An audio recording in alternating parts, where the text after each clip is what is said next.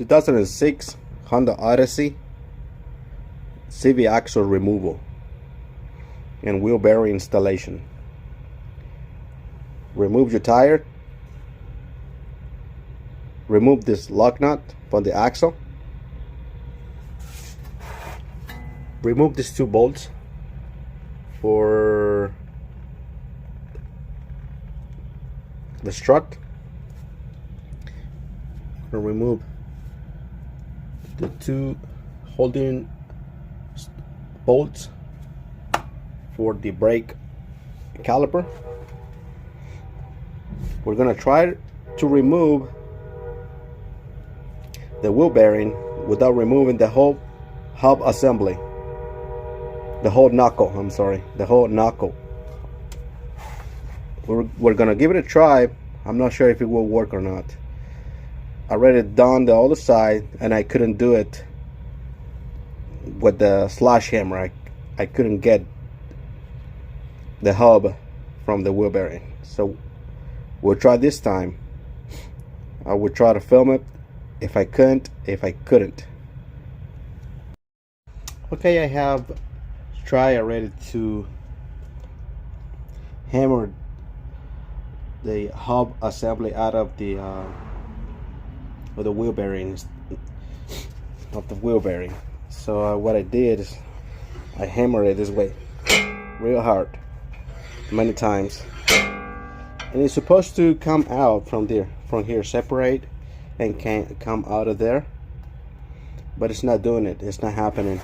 I already tried the other side and I couldn't get it to separate. It's really hard to get it. I have seen other people using a bigger slide hammer, a slash hammer, however you want to call it. Pardon my pronunciation. I think it's slash hammer. Basically, it's a weight that slides, and when you hit the end of it, it's supposed to pull out whatever you're trying to pull. The point is that I can't get it out, so I'm gonna go ahead and remove the whole hub assembly. I'm gonna remove the strut, and this scenario, in this case, we're gonna also change the strut because it's damaged. I'm gonna remove the strut,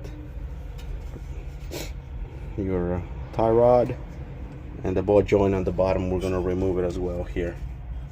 And we're gonna take the whole assembly out, the whole knuckle. We're going to try to get it out on the press. Alright, this is my setup to remove the hub assembly from the wheel bearing.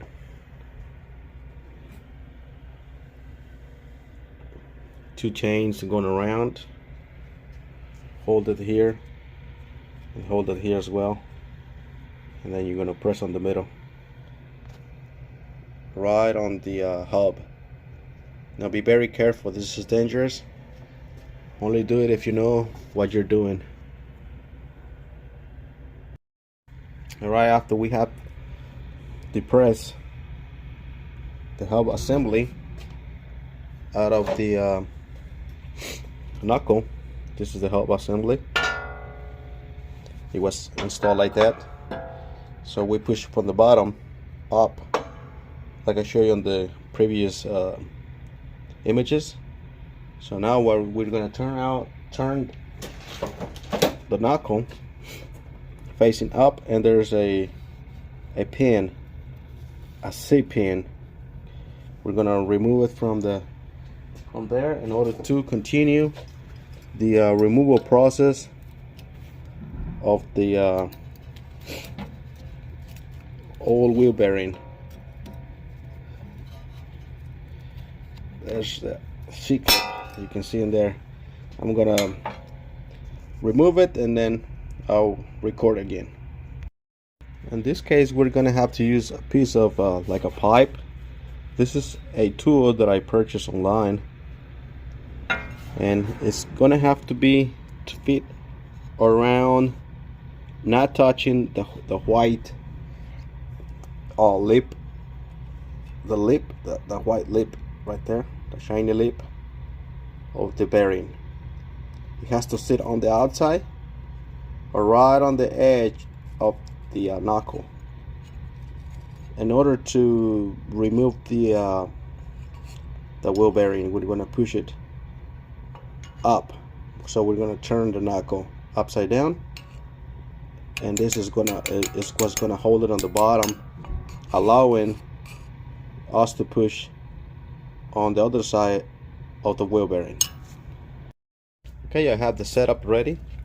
We have the piece of pipe on the bottom holding it, supporting it, and then we're going to add a round piece of metal that covers most of the top of the wheel bearing. We want it to catch on the outside lip, and then also just spacers so we can get a faster compression on it. I am removing the big pipe that I put on the bottom, and I use 2 sockets, one on each side. I had to remove a bolt in order to find my good base to hold my socket. There is the wheel bearing that I'm pressing down. It's coming down, and it's almost all the way out.